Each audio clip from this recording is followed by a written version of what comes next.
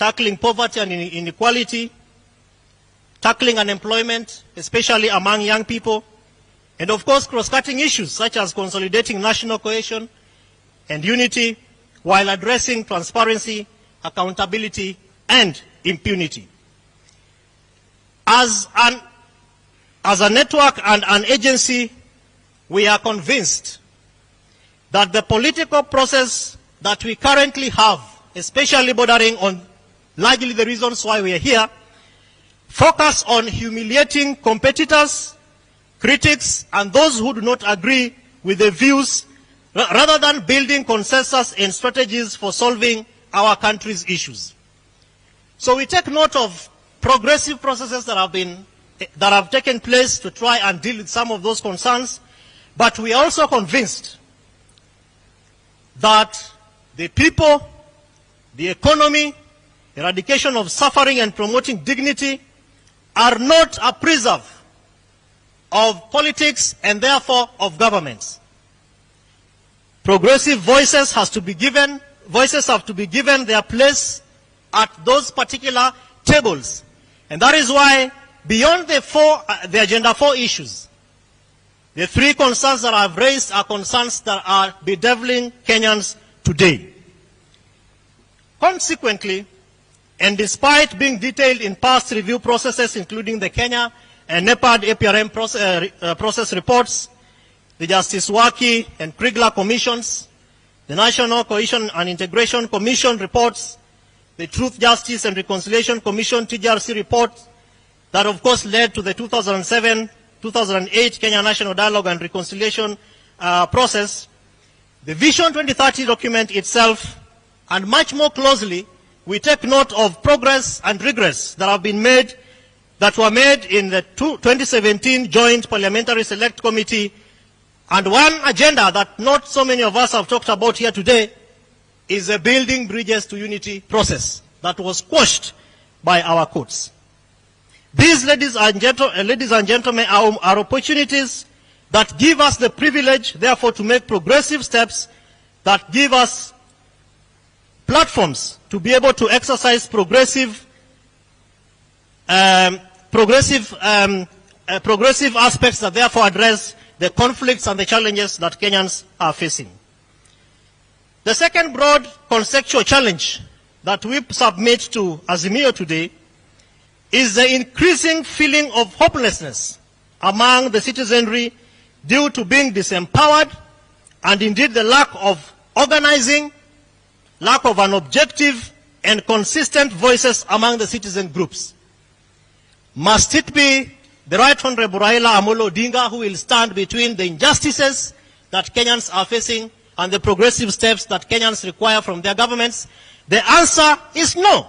And therefore we are hoping that in all these additional processes that are being undertaken, including the latest, which is the bipartisan process, that this degree of helplessness that Kenyans are facing is going to be addressed, and that it is neither the Right Honorable Raila Odinga and his fellow leaders and the government, but that Kenyans will begin to have the conscious thinking and understanding that we have a responsibility that has been given to us by our Constitution to exercise certain sovereignty.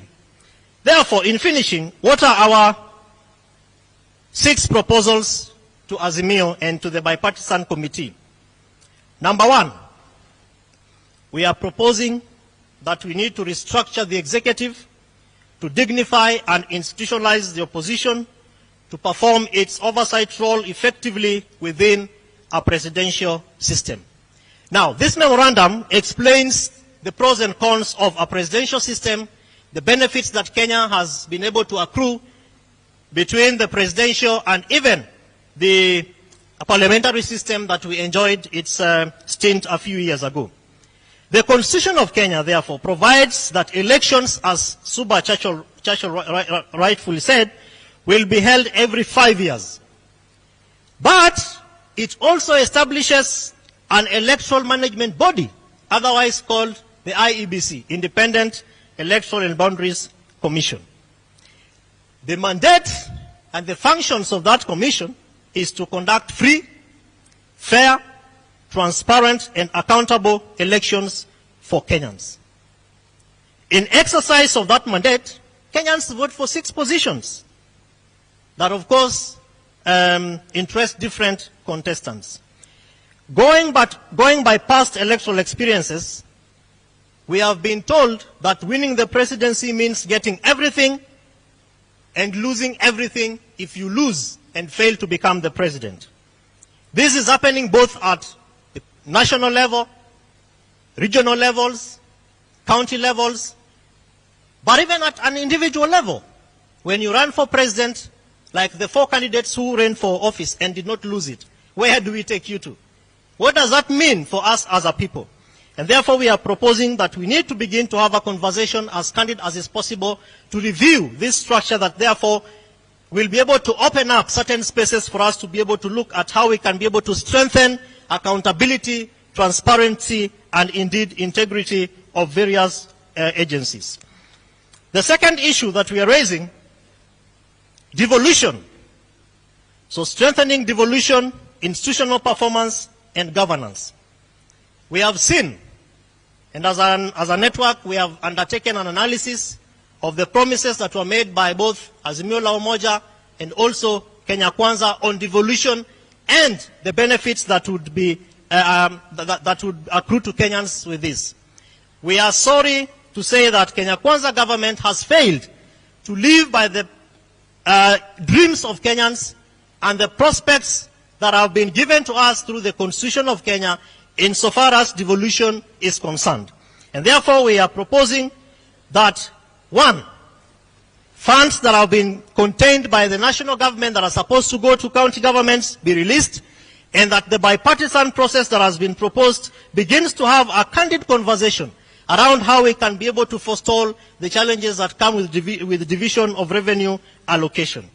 This goes beyond just Parliament, but also looking at the various constitutional commissions and also the functions as are detailed in Schedule 4 Schedule 4 of our Constitution of Kenya that basically narrates the functions of both national and county governments. Why are we saying this? We say this because we have also noted a trend at which the national government, particularly the Kenya Kwanza government, is stifling devolution, not just because of judiciary mechanisms and concerns, but indeed even regaining and reclaiming functions that are supposed to be done by county governments, and they are currently being both financed and executed and implemented by national government.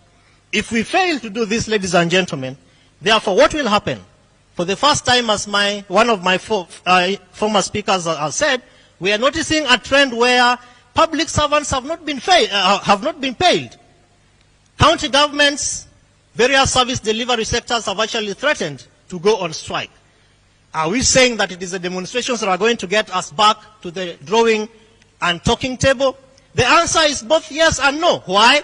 Because we have to exert pressure. So there are people who will exert that pressure. And we also have to have conversations that are progressive and transformational. As I head towards finishing, the third issue is bringing a closure to the 2017 and 2022 general elections and making elections credible, accountable, and acceptable. We are here because we have been given data. What does this data mean to you? And I want to echo the words of Suva Churchill because they are also indicated in this memorandum. Article 35 of the Constitution gives any citizen of the Republic of Kenya the right of access to information held by the state. If we fail to exercise that right and not waiting for Baba Mheshimiwa Right Honorable Raila Odinga, we want to see as many petitions to institutions of government pushing for opening up of the servers. It doesn't have to be Raila Odinga. As an individual, you can do a petition. As a network of family members, you can do a petition. And so beyond this meeting, I am requesting us to go out there and seek for petitions, letters, and questions that will ensure that if the server has the answer to what ails Kenya today, let the servers be opened. We have been told that there is no mechanism. There is a mechanism in Article 35. But if we fail to exercise that right, what will we be doing? Let's go back to the voter turnout of 2022 elections. More than 10 million plus people did not vote. Young people, particularly 8.4 million, didn't turn up to vote. If we fail to strengthen reasons as to why Kenyans go to an election, 2027 might not even attract a 34% voter turnout. Why? Because Kenyans will ask the question, what does my vote mean? And so we are also asking that question. What does waking up early in the morning mean to us? What does it mean to a government in office? Let us exercise our sovereign power, ladies and gentlemen, to push for implementation of Article 35 and Article 38 of the Constitution that gives power to people for universal suffrage on elections. Because failure to exercise that power, the young people of the generation that are following up to Mheshimiwa Raila Odinga will not wake up to go and vote. That means that there may be no elections in 2027. Lastly, cost of living. How many of us have 100 shillings in our pockets? Kenyans are crying. We want food.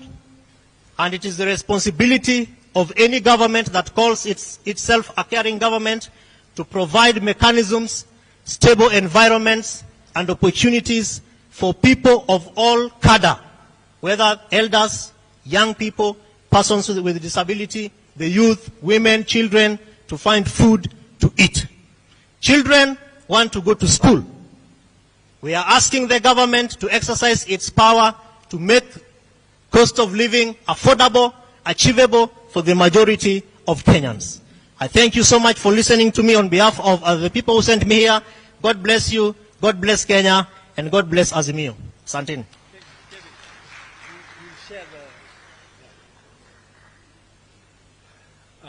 Thank you very much, Kevin. I was not rushing him, but because Kevin has a written memorandum, I'm sure we'll be happy to receive the memorandum and process it, but continue to engage with you and your national network. Now, we have come to the end. Is there a